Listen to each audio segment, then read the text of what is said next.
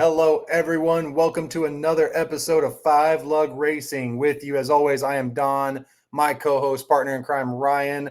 As always, thank you for being with me, bud. We are really excited today. We are breaking down everything Talladega. Got a couple penalties to discuss. We got one little injury we got to discuss from this past weekend. We'll get into that in just a minute. After that, we'll start talking a little bit of playoff point standings, and then we're going to jump into Texas Motor Speedway. Y'all see I'm rocking my Texas swag. You know, I got to show a little pride when they come to town. So let's get after it, Ryan. What do you got for me, bud? Good to see you. Oh man, it's great to be seen. Good to see you as well. Yeah, I mean, Talladega was Talladega, and for the most part, we avoided the big one in the Cup race, and I'm okay with that. And there's just so much that goes into this sport, and safety is one of those things, and I'm going to bounce into that right away. The end of the finish of the Xfinity race on Saturday at Talladega, racing for a win. Maybe a little bit of an impatient move on Jesse Love's part. Connor Zilisch in the lead, and Zilisch ends up going off of the front bumper down the backstretch. They're just repainting this picture. They're heading down the backstretch. Two turns left, right, and Jesse Love.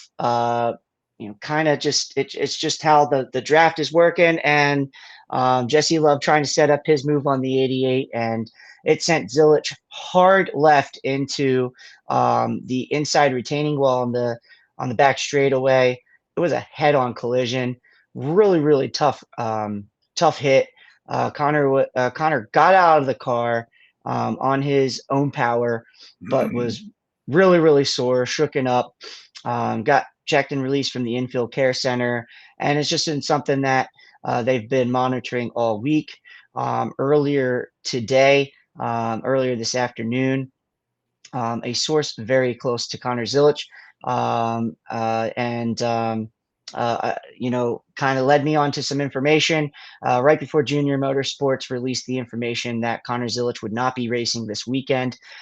This is a better safe than sorry type of situation. Connor is still fighting a lot of back soreness, lower back soreness, and a high-speed race of Texas Motor Speedway coming up, and just again, erring on the side of caution. For anybody who doesn't remember, Connor Zilisch had an excellent coda. He crossed the start and finish line P1 there, and so by virtue of win, he's locked into the postseason. And because this was a racing incident on track this past weekend, Connor's granted a medical waiver, so he'll still be playoff eligible. And the Xfinity Series after this weekend has 2 weeks off. So Connor even gets more time outside of the race car to heal up and, just get his body right. And just, again, this is a long-term thing. And sometimes that's the right move. It's just, you never want to rush back from an injury too soon, because that risk of re-injury can keep you out of a seat longer, or any sport longer. So, at the end of the day, where we all love to see Connor racing, absolutely, you never want to report an injury. But at the same respect, this is just definitely the right move. And I fully, agree with the decision. And anybody who argues against it, just, I don't know why you would. But also announced, in lieu of Connor driving, will be a NASCAR star. So the 88 is going to get somebody really strong to pilot that car. It's Kyle Larson. So Kyle thought he was done racing Xfinity races this season. He hadn't had any more scheduled, but he's available. And he'll be running in the 88 Junior Motorsport Chevy this Saturday. Yeah, no surprise at all that Kyle Larson gets the nod for the 88 car being in the Chevy camp. You want the best of the best to get that car in position to salvage the weekend, right? So hats off. We knew that that's just a great pick for the 88 car. Kyle Larson, extremely fast at Texas Motor Speedway, proves that year after year.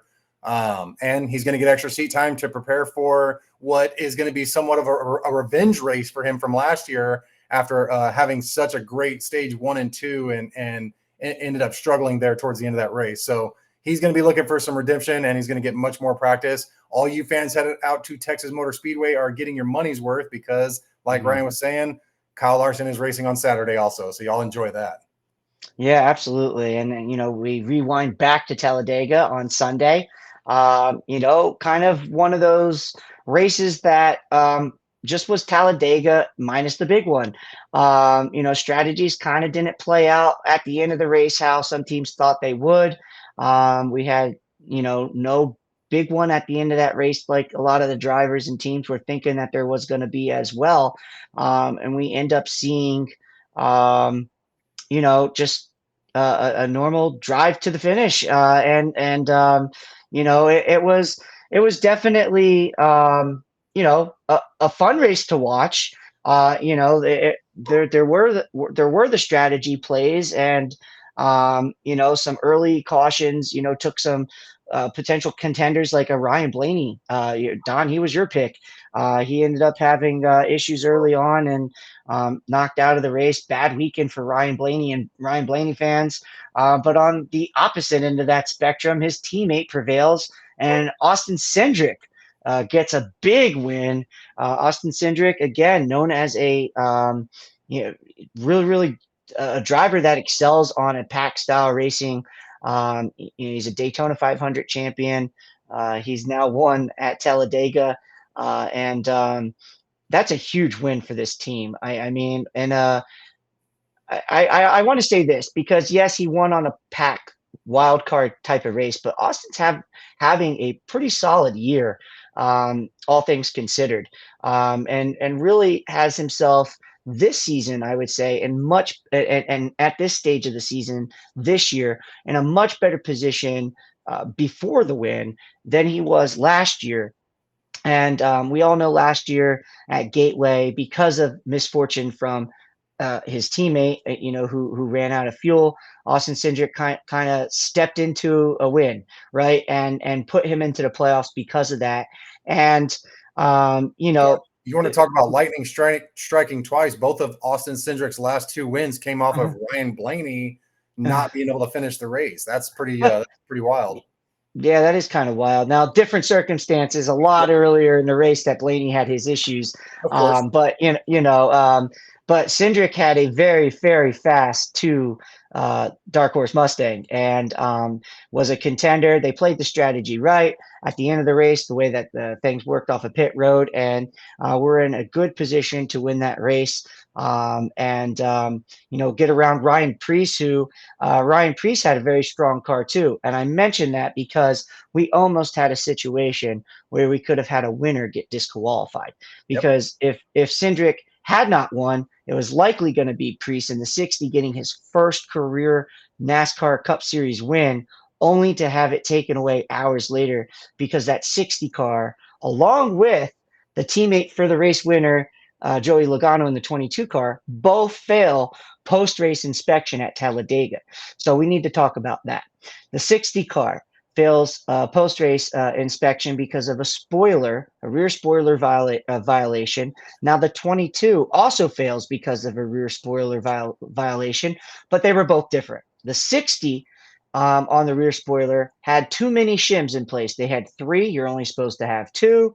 One too many parts is a violation. Correct. Nothing there you can appeal. Right. There's too much of something, not much you could argue. They accept the blame.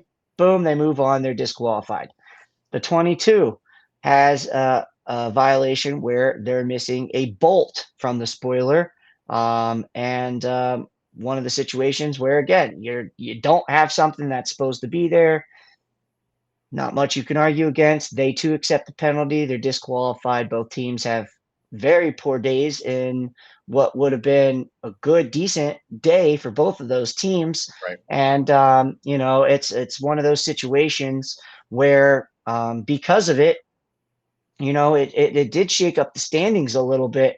And that's why we want to talk a little bit about standings, because guys and gals watching, we now have, including this weekend's event, 16 regular season events left in the regular season of NASCAR.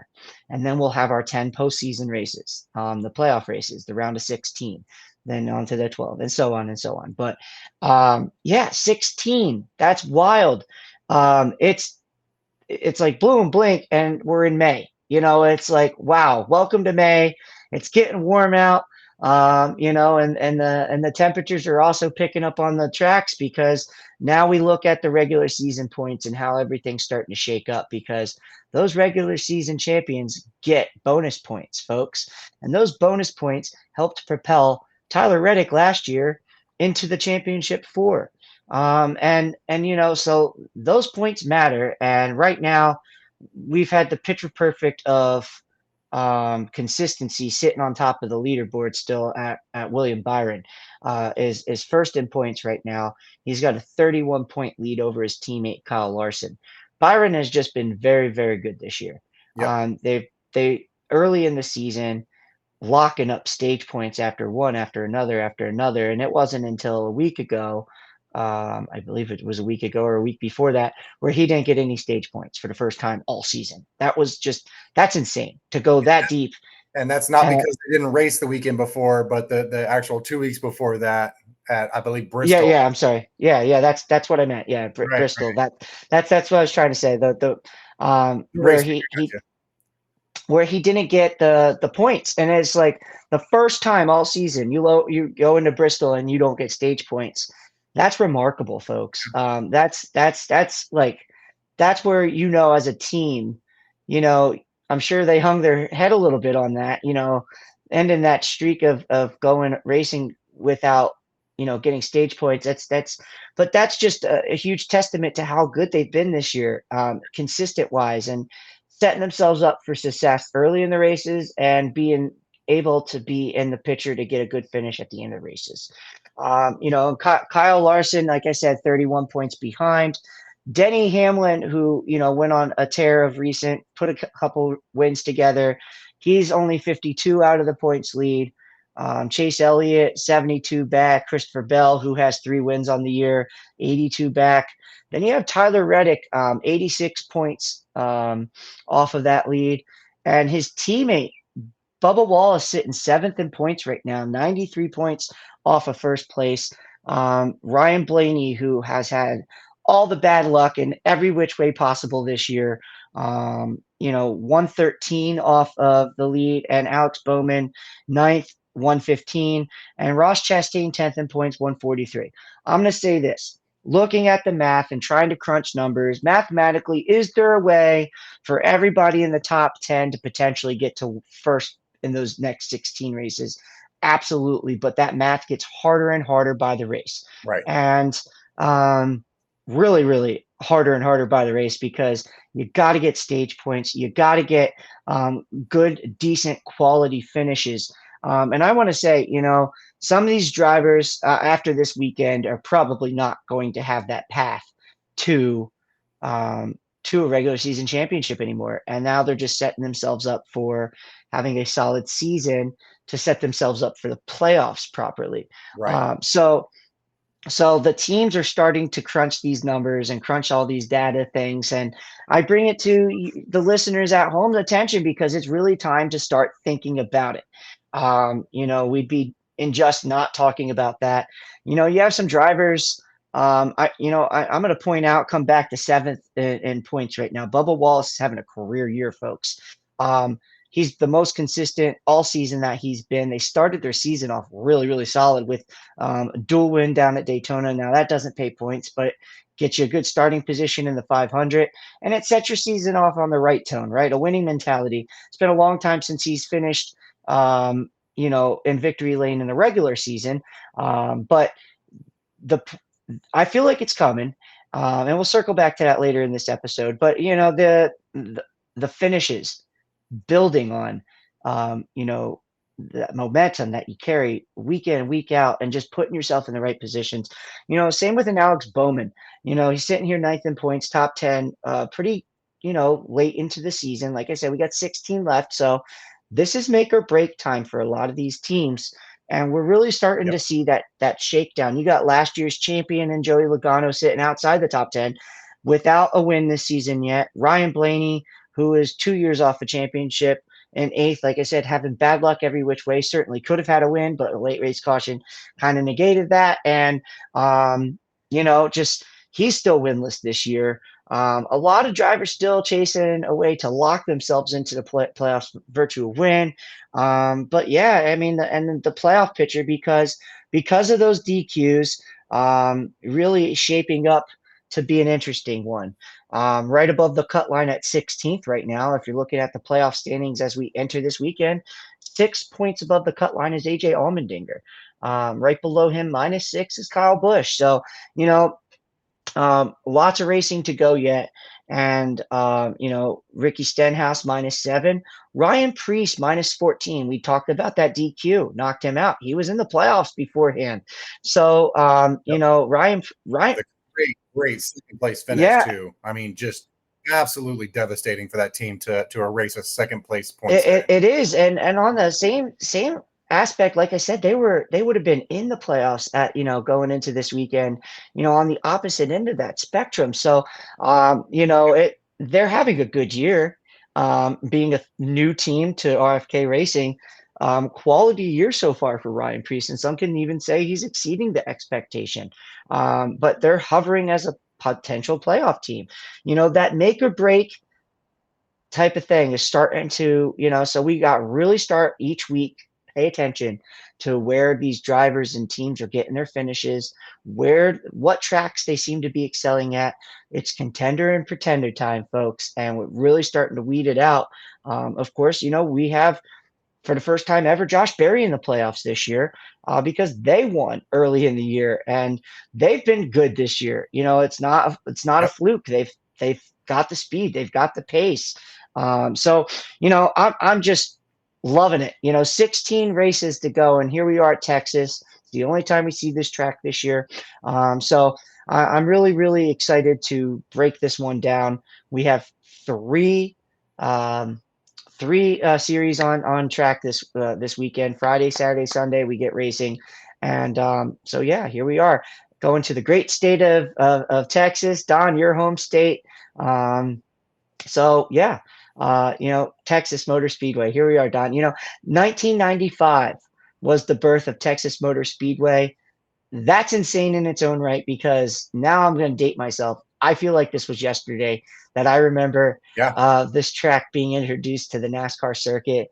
I'm 40 years old, and so this dates me because obviously I was 10 when this track, was it just that's a mind blowing stat in itself when I looked at it. It was one of those tracks SMI now owns, but one of those tracks when they even reconfigured Atlanta Motor Speedway back then. They were kind of like you could say the cookie cutter, where that cookie cutter intermediate tri-oval. And early on, this race had this track produced some excellent racing from the jump. And we kind of had a little bit of a lull, and now it's gotten back to what I feel like some good racing. This track absolutely takes a beating with the Texas weather. You certainly can attest to that for me living in it. But the asphalt just absolutely in the sun, getting abused by the sun all the time. And we're a few years removed from a repave. I feel like we're getting back to that racing that we want to see here at Texas Motor Speedway, and I am ready. Absolutely. Texas Motor Speedway is an absolute blast. And I know the next gen car didn't start out there well. We talk about the All-Star race there in 2022 wasn't excuse me, wasn't exactly the best racing, wasn't the worst racing, but it had a lot of room for improvement. Fast forward to 2023, and we get almost a night and day difference in this track. All of a sudden is super racy, and the next gen car is reacting really well to it. Okay, cool. 2024, even more. We're talking about multiple lanes these guys are using. You don't see them too high up there, but you're going to see your Larsons, you're going to see your Tyler Reddicks ripping around a little bit higher. They're not going to be up next to that wall, guys. There's too much marbles. There's too much debris up there, but they are going to utilize that bottom, middle, and just above that middle lane to see where that momentum carries them out of the turns here. I love Texas Motor Speedway. I know it had some of its down years, like you were saying, Ryan.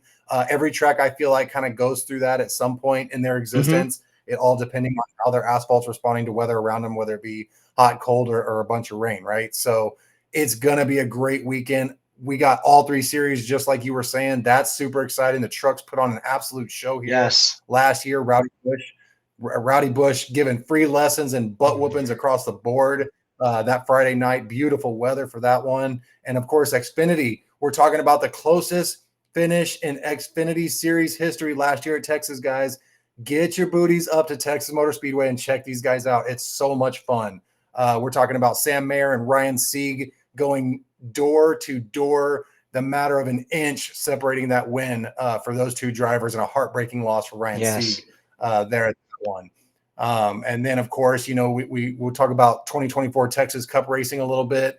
Super sunny track. It got a little bit overcast towards the end, so a little bit more of those lanes were opening up for these next-gen cars to react. I feel like these next-gen cars have super good downforce at a lot of racetracks that they go to, and that might take away from some of the racing, right?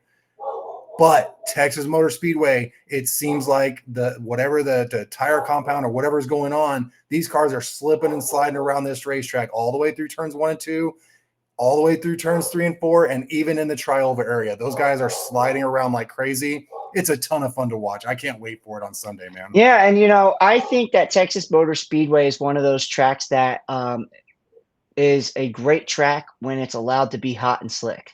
And I think that might be one of the reasons why the All-Star race wasn't maybe as good with this next gen cup car. Right.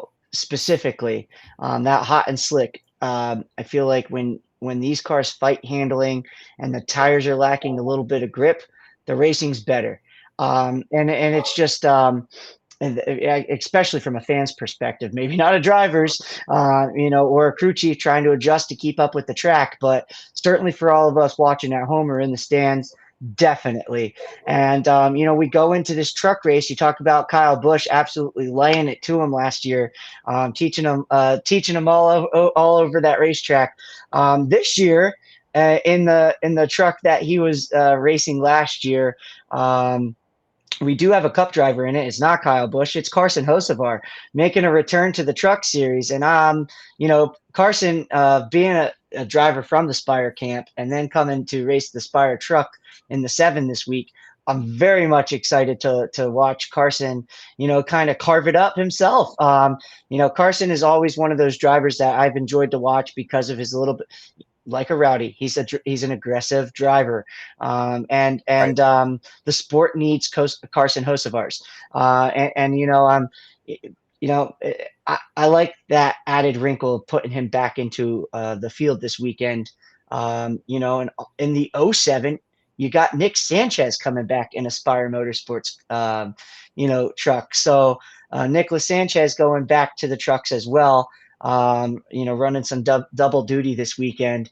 Really, really exciting to see those two guys on the entry list. I just think it makes for that much more excitement, come racing, of course you got your regulars, going to be there to carve it up. The Corey Himes, the Caden Honeycutts. Shout out to Bailey Curry, who has absolutely been firing on all 8 lately, unfortunately, because of, on-track issues, not of Bailey, innocent bystander. He just isn't getting the finishes that he's just deserving. But They're going to come around. That team is doing really well. They're putting fast trucks under his butt. He's going to get that dub, and it might shock some people, but we definitely will not be surprised here. yeah, absolutely. And in case you guys have missed it, both Caden Honeycutt and Bailey Curry from Nice Motorsports have been guests of ours on the show. Go back in our YouTube history. Click and watch those episodes, guys. They're excellent interviews. Get some great insight to up and coming drivers in the sport, and people who have had to work really hard to get where they're at, and continue to show up on the racetrack, and continue to scratch and claw and fight their way for respect on the track. And they definitely have had some great showings of late. So yeah, go back and check those out. And then we fast forward to Xfinity this weekend. Again, we just said due to injury with Connor Zilisch being out, Kyle Larson is now on the entry list. So the regulars probably not liking that. But hey, you want to be the best, go out and beat the best. Everybody says that Kyle Larson is one of the best drivers out there. I would tend to have to say, in a lot of cases they may be right. The guy is absolutely talented when it comes to getting around in a race car, whether it's on dirt, in these stock cars, in an Indy car. We've seen him be able to do it, and it's just it's one of those things. You want to be the best, go beat the best, and not much else wild on the entry list this weekend in the Xfinity series. So a lot of business as usual. We actually, looking at the entry list, weren't really expecting a Cup driver until we got Larson added. So just a lot of Right. the a lot of the business as usual, but still going to be exciting racing in the Xfinity series. They always put on a great show, and I don't think it's going to be any different this weekend. And then we fast forward to our Cup Series, where we get to break this down and dig a little deeper here this weekend. Let's talk about Vegas. What does Vegas have to say this weekend about the drivers track? Well, I just talked about them coming into the Xfinity race. And well, let me tell you something. For the Cup race this weekend, Las Vegas loves themselves some Kyle Larson at plus 500. He is the odds-on favorite this weekend. His teammate William Byron is the second odds-on favorite at plus 600. Third best odds-on favorite comes from the 2311 stable, and that would be Tyler Reddick, who is a winner at this track in a Chevy, not a Toyota, but he does run well here. Denny Hamlin in a Toyota at plus 800, tied with his teammate Christopher Bell at plus 800. So a couple JGR Toyotas tied there for the fourth best odds. Ryan Blaney, again, his weekend's coming, folks. It's coming. I don't know when, but it's going to happen. Ryan Blaney, maybe he parks it this weekend. He's a plus 900 odds favorite. Joey Logano, again, coming off that penalty and DQ. They need a good weekend. Plus 1,400, tied with Chase Briscoe out of the JGR stable at plus 1,400. Kyle Rowdy Busch at plus 1,600. Bubba Wallace, another one. This is a Bubba Wallace track, and he's a plus 1,800 odds. Chase Elliott, last year's winner, plus 2,000. Alex Bowman, his teammate, plus 2,200. Ty Gibbs, who had a really good solid run going here last year, plus 2,500. Ross Chastain, plus 2,800. And Josh Berry, plus 3,000. So we're going to talk about those guys because now we get to talk about the averages, right? I always like to bring you the statistics of what Vegas says because Vegas doesn't like to lose, just like any race car driver. Nobody likes to lose. As Ricky Bobby says, if you're not first, you're last. So we give you those Vegas odds, but then we got to look at the stats, right? Because stats also don't lie, but they do. Because and I want to talk about that for a second because we look this weekend, the best driver in the last three races on this track is William Byron at an average finish of 3.7. He's got a win, 2 top fives, 3 top tens. He's led 5.5% of laps here. William Byron has been very strong here. He's been very strong all season. This could be very much a good weekend for the 24 camp. And if you're one of the guys who is chasing him in points, you don't want to see that. So not looking good though for the field. If you're, William Byron knows he's good here. He can get it done here.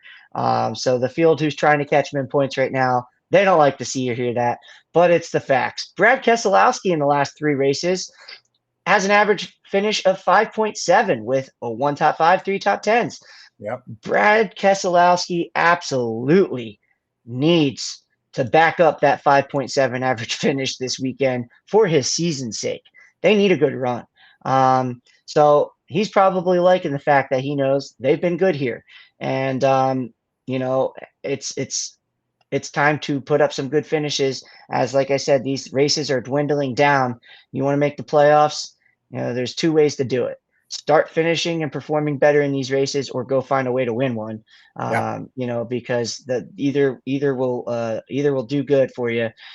Winning there obviously seems like a quick in right now, especially because we have a lot of drivers that have duplicate wins. It certainly helps. Chase Briscoe is a driver I want to mention because he has the third best average finish in the last three races, but seventh place finish with a top five and three top tens. But I do want to mention that was in a Ford. He's now with the JGR camp. So bit of wild card there. Chase obviously likes the track. He's gotten good finishes here. So, we'll see how that shakes out for him. Daniel Suarez, a name I need to mention because the Amigo has the fourth best average finish of 8.3 here in the last three races, one top five, two top tens. He's led laps here. A very strong track for Daniel Suarez. When you look at the racetracks that suit him, this is definitely one of them. So Suarez likely licking his chops this weekend, saying, "I get to go race at Texas," and looking forward to this weekend. Tyler Reddick, we spoke of how Vegas likes him. He does have a win here. In the last three races, he's got a win, two top fives and two top tens. 16.3% of the laps led in the last three races. So a strong track for Tyler Reddick, another one he likes. Joey Logano, I just said he needs a rebound after that DQ, 11.3 average place finish. Bubba Wallace, folks, at 11.7, three races, one top five and two top tens, 13.2% of the laps led here. That's big. This, again, like I said, is a Bubba Wallace type track. This could be a Bubba Wallace type weekend. He was a pole sitter here. Well, a couple years ago, we nearly saw him win a race that had one get away from him at the end of this race. He's been in contention here. He likes this place. Something about it suits him. I look to see more of that. Carson Hocevar, we said he's going to be getting some seat time in the trucks this weekend. He's got 13th place average finish in two races because two seasons in Cup. One of those was a top 10. Chase Elliott, he won last year, 14.7, a win, top five, top 10. And we go down the list. We see Denny Hamlin, Ross Chastain, Ty Dillon, secretly good here at 17th average finish in three races. And Ryan Preece, some names you didn't hear. Kyle Larson. That's why I say, do stats lie? Yeah, they do. Because, Don, why don't you shine a little bit of light on why Kyle Larson is a little bit of an outlier here, not being higher than a 17th average finish here in the last three races? It's simple. Everybody that knows Kyle Larson, everybody that watches Kyle Larson knows how aggressive of a driver he is. With aggression comes success, right? We've seen Kyle Larson win 30 NASCAR Cup races. We've seen him win a butt ton of dirt races. The guy can drive. It's because of that aggressive style that he is so successful. Let's talk about the back half of it. When you're as aggressive as drivers like Kyle Larson, you're going to find yourself in trouble. This is a coin flip is what happens. You're either going to be super successful with that crazy aggressive driving style, or you're going to find yourself wrecking out of races a lot, which we do see Kyle Larson tend to do. Last year, Kyle Larson wins stage one, has a stupid fast Chevrolet Camaro. I mean, this thing was on an absolute rail. And we saw him go super fast into stage two until late in stage two. A tire falls off the car, completely derails his race. If I remember correctly, they held him 2 laps down. He was able to fight back, get on the lead lap again, start making his way through traffic, but he kind of got hung up towards the end.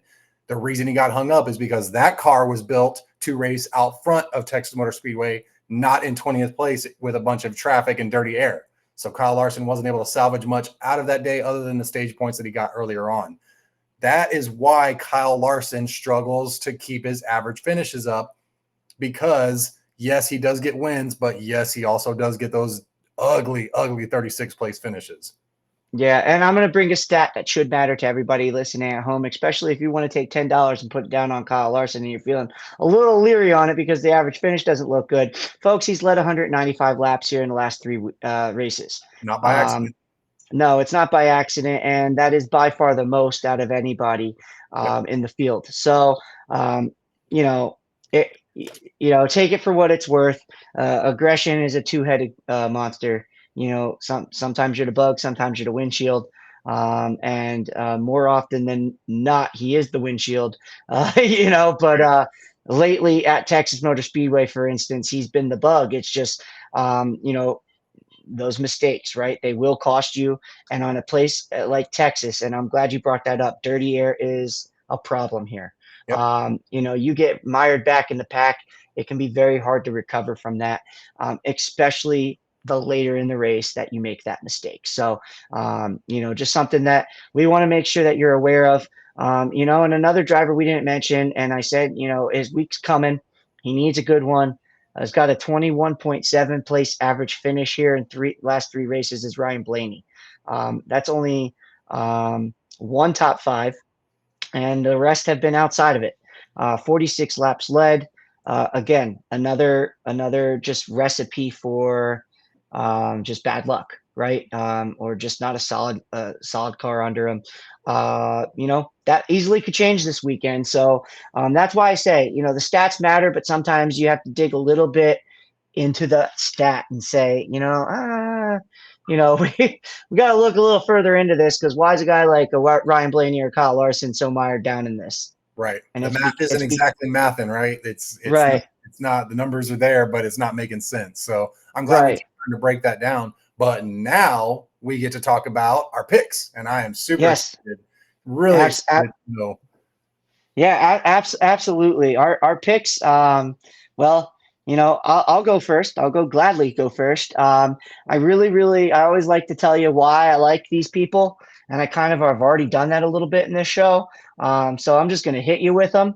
My dark horse for the weekend is somebody who has not been in my graphic for a dark horse this season, and you know, overall as a team average, they do really well here. And as a driver, I just got done telling you, he does really well here. So my dark horse is the Amigo, Daniel Suarez. You know, just something about this track, this race, setting up that tells me that 99 camp is going to be in for a solid weekend. Top 10, top 5, potentially contending for a win. Trackhouse can get it done here as a team.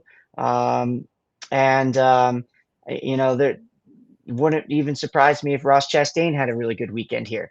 Absolutely. You know, so but I just something about Daniel Suarez this weekend and how he loves this place, that makes me want to put him in my picks. So yeah, give me some of the 99 and the Amigo, Daniel Suarez, and now I will swap with you, Don, and you could give us your dark horse. Well, first off, it's a great dark horse pick, because yes, the Trackhouse boys are very fast here. They are both very capable of winning this race coming up on Sunday. And Daniel Suarez, and it wouldn't, you know, I want to back up a little bit. If who had Austin Cindric and Josh Berry snagging the first couple wins out of that Ford camp? I sure as heck did not. I figured Joey Logano and Ryan Blaney would set the tone early for that Penske and Wood Brothers team, but that is not the case at all. Switch over to RFK. Who would have thought Chris Buescher and Ryan Preece would be having better seasons than Brad Keselowski? I most certainly did not think that was going to happen this year. It's absolutely incredible. So back to your pick of Daniel Suarez and Trackhouse. You know what? I'm throwing all the rules out the window. It would not surprise me at all if Daniel Suarez came out and got a victory for that Trackhouse team. Maybe pump a little life into that team. They seem to be a little bit off this year. I'm not exactly sure what it is, but hopefully they can get it turned around, because when they win, it is good for the sport, and I love to see it. So great dark horse pick. I'm going to go ahead and give you my dark horse. Also from the Chevrolet Camaro camp. This guy is no stranger to winning at Texas Motor Speedway. He's insanely talented. He won here just 5 years ago in the Gen 6 car. I'm going to go with Rowdy Kyle Busch. I think he finally puts an end to this streak of doom that he is putting on display for everyone. He's very capable of winning at this track. He's stupid fast at Texas Motor Speedway. He got caught up in some of other people's mess last year that prevented him from having a top 5, maybe even a finish P1 last year in 2024. So give me Kyle Rowdy Busch out of that RCR camp. I think he's going to be super fast, and I think he's obviously hungry for a victory. Yeah, and you know what, Don, I gotta piggyback off of that and just say absolutely. And that's another team, like you said, Trackhouse that just needs a shot in the arm, right? They need something to break in their way. Right. And this is absolutely a place where Kyle Busch can absolutely get it right. And who knows? It very well could be this weekend. Like you said, had a really good solid run going here last year. And it just like Kyle's runs that he had going for him last year, that were good ones. It just misfortune always seemed to somehow bite him, and it wasn't always his fault. So, it's just yeah, absolutely a place where Rowdy can get it done. He knows how to find victory lane here. But yeah, I mean, why not? Why not, Rowdy? And I like it. I absolutely, can't hate on that pick. Um, for my favorite this weekend, I am absolutely just all in on the French fries this weekend, and I say that because the McDonald's car is back on track for the 23 camp from 2311, and Bubba Wallace is going to find victory lane this weekend. Why? He absolutely loves this place. Why? I don't know. There's something about it. It's a driver's type of track. He loves the high speed. He likes the slick. Um, and also another reason why I feel like he's going to get it done is because this team is more consistent than they've been consistent to this point all season. And for his career, he just keeps firing off great race after great race after finding a way to get a great finish and getting those points that are needed to keep him in playoff contention, folks. He doesn't want to be back against it later. Like I said, we got 16 races left. He doesn't want to have to try to be muscling his way in later in the year. He Right. wants to get it done now. And whether it's the crew chief change that happened this year, or just overall leadership changes in the team, there's just something about and he's a dad. There's just a different Bubba Wallace this year, and I'm here for it. I think it happens this weekend. So yeah, I got Bubba this weekend, and I can't wait to hear who your favorite is. It's really a great pick, and we've talked about who's been successful here the past few years in the next gen car. Bubba Wallace, really close to the top of that list. I mean, he had the pole in 2023. The car's been ridiculous fast. He was super fast last year, running towards the front at the end of that race when him and Chase Briscoe, excuse me, guys, got a little just too much dirty air around each other. Bubba slides up, slows down Chase Briscoe, and it is what it is. They both ended up with a top 10 finish anyway, even with that late race issue. So, it's a wonderful pick. Bubba's great here, and it would not be surprised to see a number 23 Toyota slide into victory lane at the end of the day. As far as my favorite pick, it's unfortunate because I'm taking the easy route, right? I'm taking the easy way again, just like I did with Ryan Blaney at Talladega last week, but that didn't play out at all. That's how wide open this can be, guys. This guy is going to finally have run out of ways to lose this race and find himself winning this race. And I'm going to go with another Chevrolet. Obviously, Chevrolet has won this race the last 3 years, dating back to 2022 with Tyler Reddick and RCR, and then Hendrick taking the last two, Chase Elliott, William Byron. But it's going to be Kyle Larson in that 5 Hendrick car because he is so good at this track. And because I think he, like I said, finally runs out of ways to lose here, I think he's going to find that one way to win. And it wouldn't surprise me at all to see another Chevy go 4 straight at this track, Ryan. Oh man, I can't ever argue when you say Kyle Larson's going to win. Right. And, sometimes you just like go, okay, I guess I have to just accept that. Like, Just um, enjoy the show, man. yeah, you just got to enjoy the show sometimes. And I mean, when that 5 team is on, they'll come out and absolutely shellac the field. We saw it at Bristol, right? It's just, and they've done it here, before it just didn't pay points, but Kyle Larson absolutely can go out and just stink up the show this weekend. And so for that reason alone, I can't hate that pick. And the Chevy thing is interesting, right? Chevy finds a way to get around this track and win more often than not. And when you look at the driver averages or the team averages, uh, as far as average finish is concerned, oddly enough, Hendrick Motorsports has the fifth best average finish as a team here since February of 2022, whereas the best finishing Chevy team is Trackhouse. So, again, it's funny, we got to dig deeper into why those things are. But again, Kyle Larson kind of playing in, bringing the driver averages down. If they can just fix their mistakes, they're going to be hard to stop this weekend. So yeah, Don, I think you might have nailed it on the head, but we'll see how it all shakes down. That's why we tune in.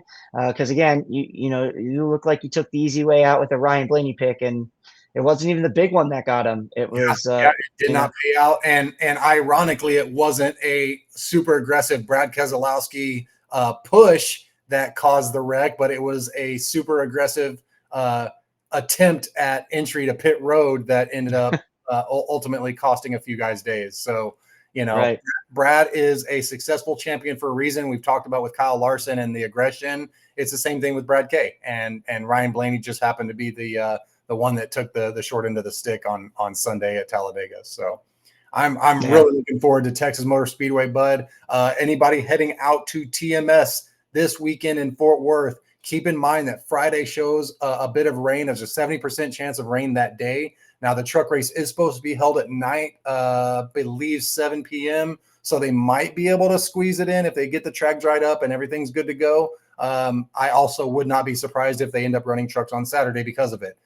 More than likely, it's going to be Friday night, so bank on that, but there is rain in the forecast, so keep your mind on it.